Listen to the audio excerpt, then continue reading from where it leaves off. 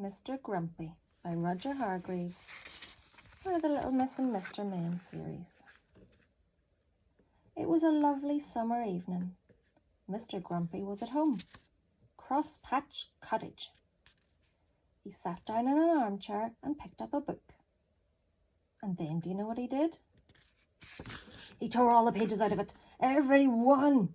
Mr. Grumpy can't stand books. He has a shocking bad temper. In fact, he's quite the most bad-tempered person you can imagine. Grumpy by name and even more grumpy by nature. The following morning, he was out in his garden pulling up flowers. He couldn't stand pretty flowers growing in the garden. When out of the corner of his eye, he saw a figure. It was Mr. Happy. "Good morning," said Mr. Happy. "Good?" said Mr. Grumpy. "What's good about it?" "But," said Mr. Happy. "But nothing," went on Mr. Grumpy. "Get out of my garden." "I beg your pardon," said Mr. Happy.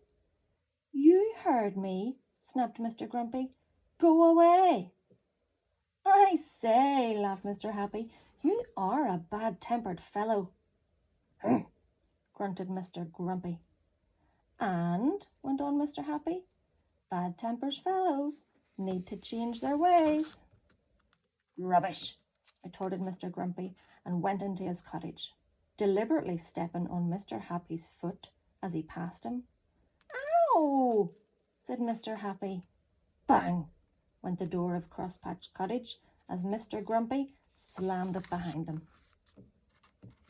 Mr. Happy stood there, looking not quite as happy as he normally does.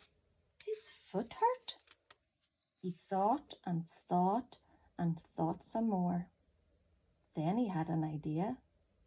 He smiled and went to see Mr. Tickle. Mr. Happy told Mr. Tickle of his idea of how to get Mr. Grumpy to change his ways, and Mr. Tickle grinned the sort of grin that goes from ear to ear. That is, if you have ears, which Mr. Tickle doesn't. Oh, he grinned, rubbing his hands at the end of those extraordinarily long arms of his together. That sounds fun. That afternoon, Mr. Grumpy went to town, shopping. He walked into Mr. Meat's shop. Mr. Meat was a butcher. "Give me some sausages," snapped Mr. Grumpy, "and be quick about it." Poor Mr. Meat, who was frightened of Mr. Grumpy, did as he was told. But as he was doing as he was told, something appeared through the shop doorway. Do you know what it was? It was an extraordinarily long arm belonging to, well, you can guess who it belonged to, can't you? That extraordinarily long arm of Mr. Tickle's came in through the door, across the shop, up to Mr. Grumpy and tickled him. "Oh!" squeaked Mr. Grumpy in alarm, dropping his sausages and looking round to see what had happened. But could he see anything? He could not.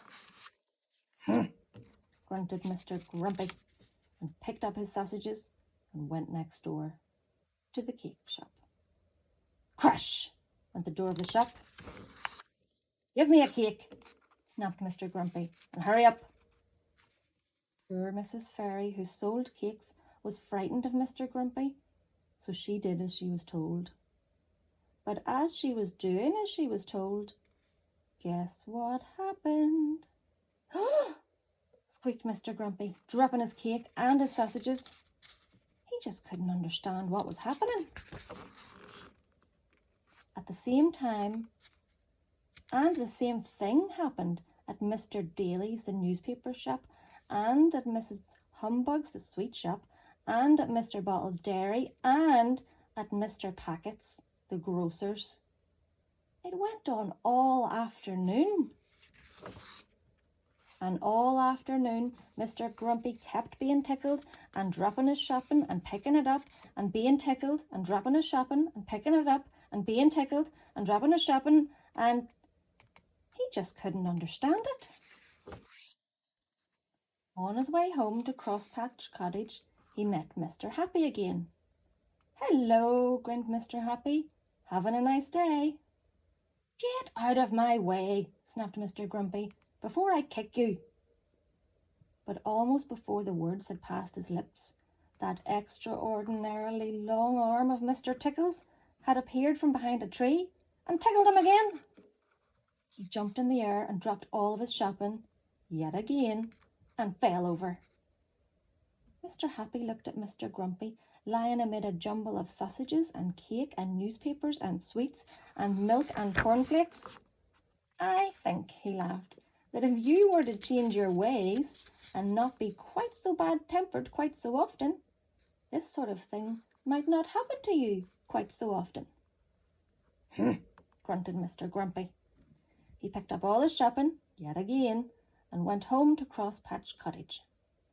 But on his way, he did think about what Mr. Happy had said, because he definitely did not like what happened to him that afternoon. Mr. Happy and Mr. Tickle shook hands. And so after that, Mr. Grumpy did try to not be quite so bad-tempered quite so often. And the more he tried, the less he found he was tickled. And so he tried more, and these days he's quite a changed person. Well, only the other evening, he picked up a book, and do you know what? He only tore out one page. The end.